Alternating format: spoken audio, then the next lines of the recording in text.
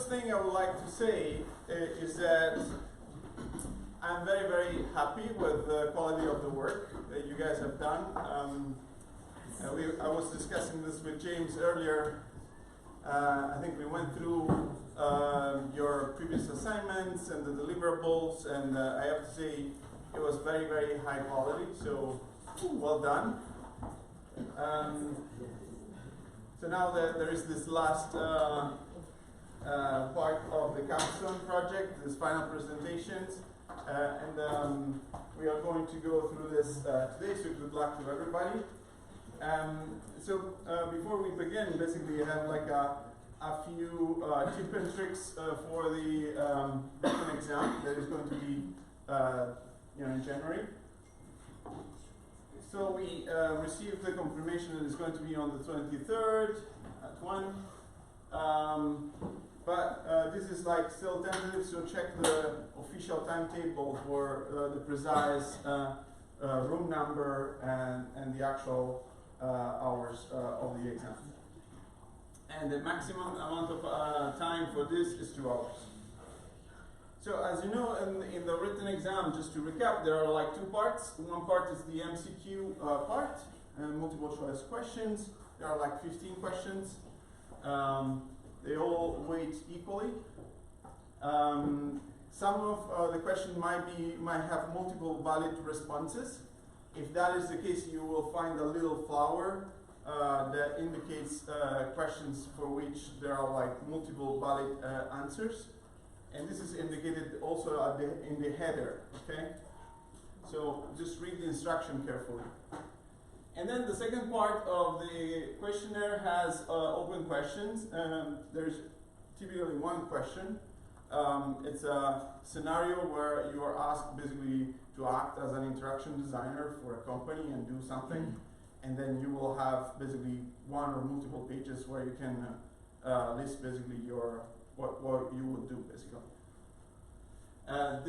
Both parts basically account for 50%, and so they yield a maximum of 1.5 points on the final note. Okay. So the text of the written exam is English, so the multiple choice questions are going to be in English, and the text of the open-ended answer is going to be in English. But if you prefer to answer in the open-ended part in French, you're welcome to do that as well. Okay.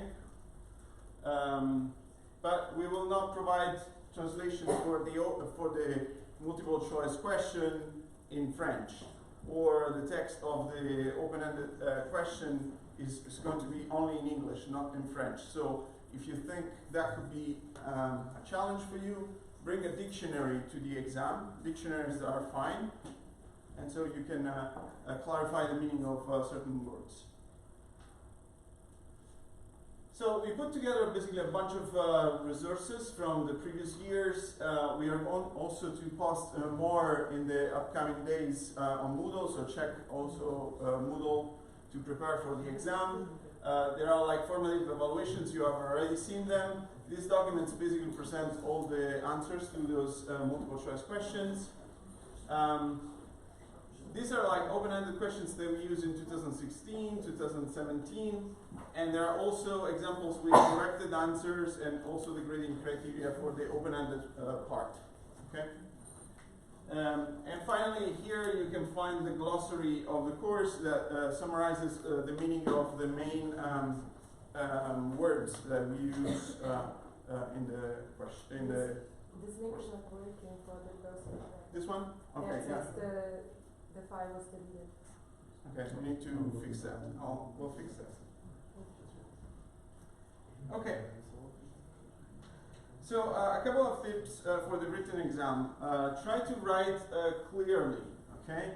Because we often struggle to decipher handwriting. So try to, if you have a very stylish handwriting, try to make it less stylish for the sake of our time and our cognitive resources. write your name on every page. We're going to give you basically sheets of paper with just like a border, so you can write in these sheets of paper. And there is at the top, there is like a small space where you can write your name. It's very important. All the sheets are attached with a staple, but sometimes we need to detach them because we are going to do the multiple choice questions with a machine and the open-ended questions manually. So we need to detach them. So, and when that happens, some sheets may get lost. So always try to write your names, okay? So it's easier for us to put them back together. Number the pages. If you need some extra white pages, typically we give you like 2.5 in the document. That should be plenty. But if you need like one additional sheet of paper, you can attach it to the document, write your name and number the pages so that we don't have to struggle to find it, okay? And then remember your student ID. Some people still forget that. Also, one important thing, there is like one page where you're supposed to report all the answers for the multiple choice questions. Most students actually, as they go through the questions, they mark on the sheets directly the answers, right? And then sometimes they forget to report all the answers on the last page. But basically we detach that and we only look at the last page. So if you have done the answers on the previous pages, remember to leave basically 5 minutes at the end to copy all the answers on the answer sheet, okay?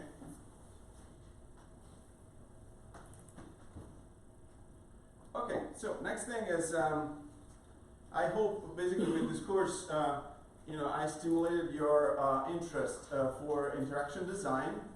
There are like opportunities also to continue your training in interaction design as part of the master. If you are interested, there are like semester projects with which you will be able to gain 6 ECTS credits that can replace one of the optional courses for the master. Basically this is like 1 day per week for 14 weeks of work. And so if you're interested, just come and talk to us. We also have subjects for the academic thesis. If you are interested in those topics, come and see us and we can talk. Finally, I often receive like job offers for interaction design. If you're interested in this and doing this after the university, you can sign up on our newsletter and then I forward you these offers time to time. Okay? Now, one final thing. As part of the evaluation of the course, I have this questionnaire. So we will distribute it and then take like a few minutes to fill it. This is going to help me greatly for next year.